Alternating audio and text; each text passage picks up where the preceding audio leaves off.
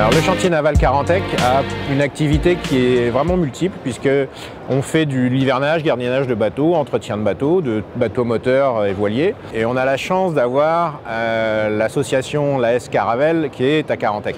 Donc on a une flotte de caravelles excessivement importante. Il y a plus de 100 bateaux qui s'alignent sur le départ du National Caravelle, ce qui est remarquable, ce qui est extraordinaire pour un bateau de cet âge.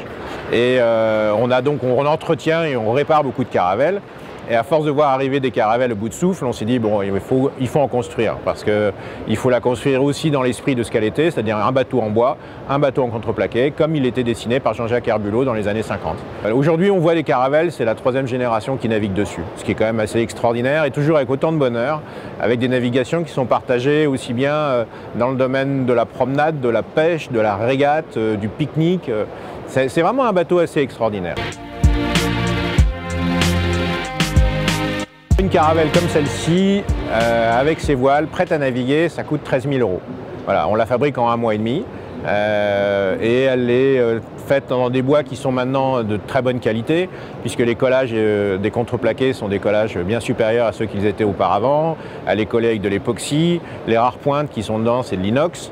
Donc ce sont des bateaux qui sont quasiment indestructibles. On est sur un rythme de 2 à 3 caravelles par an et on en répare aussi beaucoup. C'est-à-dire qu'on refait des fonds de caravelles.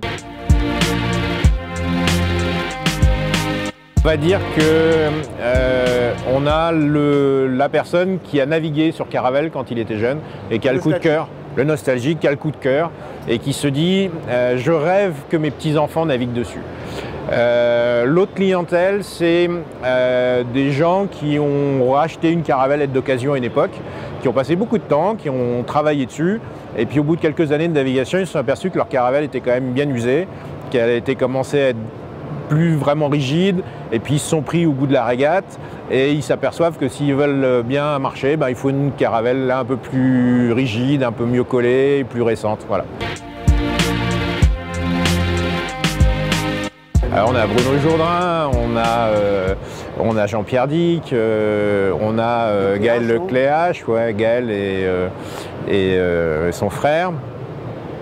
Oui, il y a une dizaine à peu près de grands noms de la voile et qui tirent le niveau vers le haut, qui font plaisir aussi aux amateurs de croiser des grands noms et puis de voir que sur un bateau qui est à peu près similaire, à peu près identique, ils ont des chances, parfois ils arrivent à les accrocher. Il y a quand même une grande fierté de coller au tableau arrière d'un grand nom de la voile.